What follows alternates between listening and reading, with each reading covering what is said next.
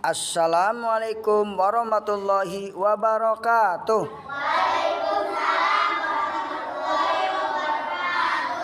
Anak-anak sekalian, dikisahkan ada seorang sahabat Rasulullah bernama Sya'ban radhiyallahu anhu.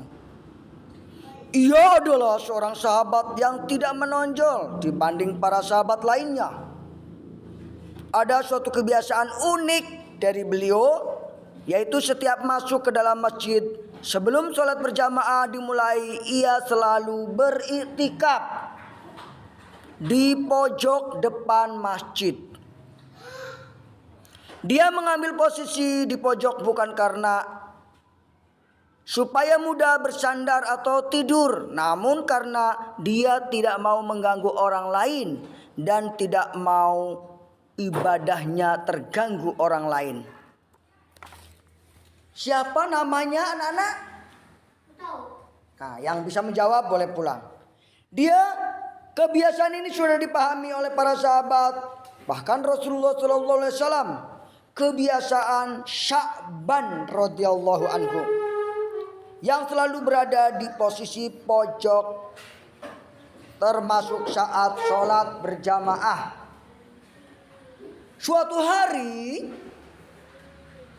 pagi saat sholat subuh berjamaah dimulai, Rasulullah SAW mendapati Sya'ban radhiyallahu anhu tidak berada di posisinya.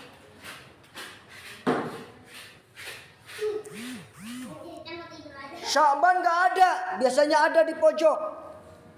Nabi pun bertanya kepada jamaah, "Hai hadirin, apakah anda mengetahui Sya'ban?" Kayak ditanya gak ngerti.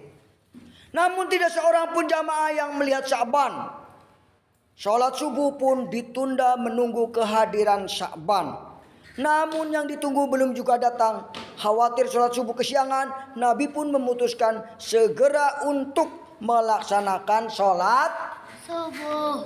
Nah, boleh pulang satu orang. Selesai sholat subuh, Nabi bertanya, "Apa ada yang mengetahui kabar dari Sya'ban?" Namun tak ada seorang pun yang menjawab.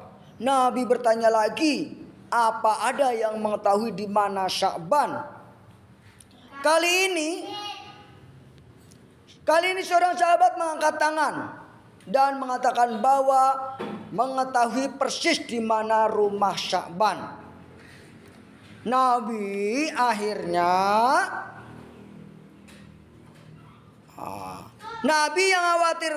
Nabi yang khawatir terjadi sesuatu dengan Sya'ban lalu meminta untuk diantar ke rumahnya. Rumah siapa? Pulang.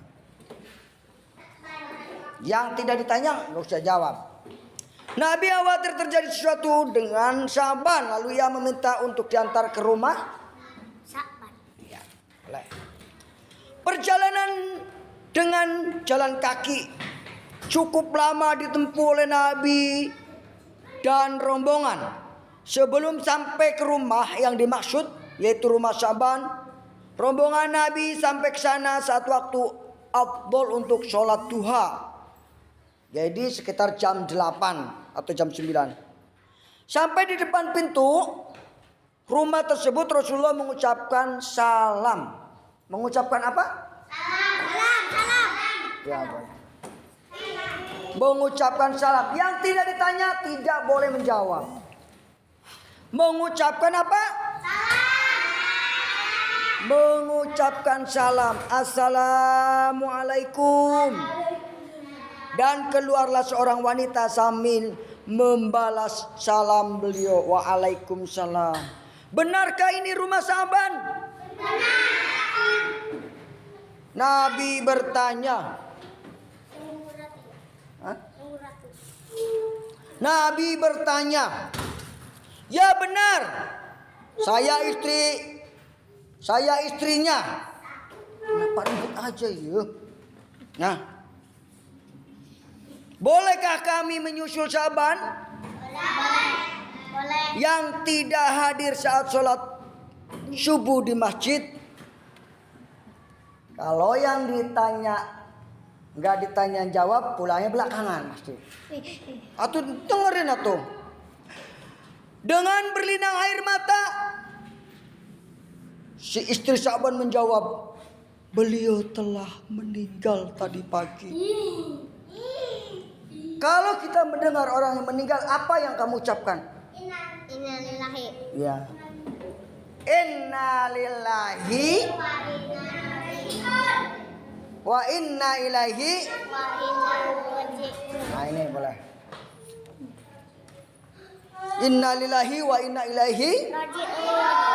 Siapa yang meninggal? Sya'ban. Ayah perhatikan ceritanya. Masya Allah, ternyata penyebab dia tidak sholat subuh berjamaah karena ajal sudah menjemputnya.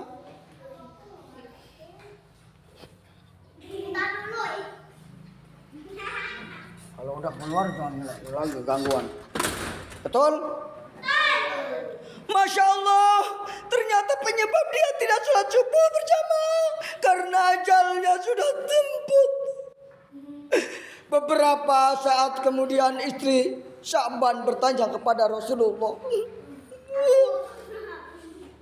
ya Rasulullah, ada sesuatu yang jadi tanda tanya bagi kami semua, yaitu menjelang kematiannya dia berteriak 3 kali, dan tiap teriakan disertai dengan satu kalimat. Kami semua tidak paham maksudnya. Apa saja kalimat yang diucapkan? Tanya Rasulullah. Dengerin nih. Di setiap teriakannya dia berucap, aduh, kenapa tidak lebih jauh? Aduh, kenapa tidak yang baru? Aduh, kenapa tidak semua?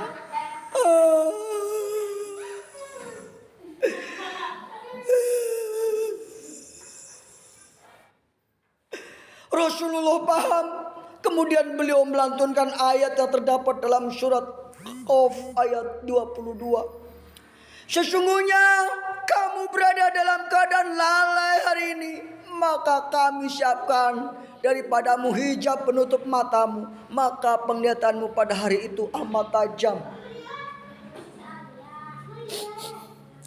Saat Sya'ban dalam keadaan sakaratul maut, perjalanan hidupnya yang ditayangkan oleh naon ieu bisa dibejaan nya. Bukan cuma itu, semua ganjaran dari perbuatan yang diperlihatkan oleh Allah, apa yang dilihat oleh Sya'ban dan orang sakaratul maut tidak bisa dilihat oleh orang lain. Siapa yang meninggal?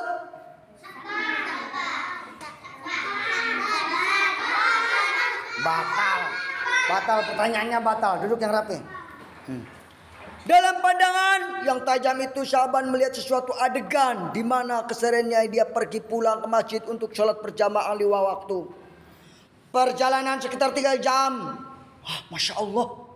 Jalan kaki sudah tentu bukanlah jarak yang dekat. 3 jam dari sini Mengger kayaknya. Masya Allah. Perjalanan Sya'ban ke masjid berapa jam?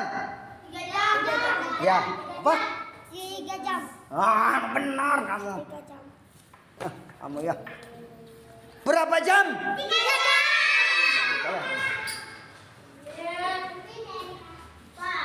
Dengerin. Dalam tayangan itu pula Sya'ban radhiyallahu memperlihatkan pahala yang diperolehnya. Langkahnya ke masjid dia melihat seperti dia apa bentuk ganjaran surga. Nah, dengerin nih. Ada saat melihat dia mengucapkan, aduh, kenapa tidak jauh? Timbul penyesalan dalam dirinya Sya'ban, mengapa rumahnya tidak lebih jauh lagi supaya pahalanya didapat lebih banyak dan surga yang didapatkannya lebih indah.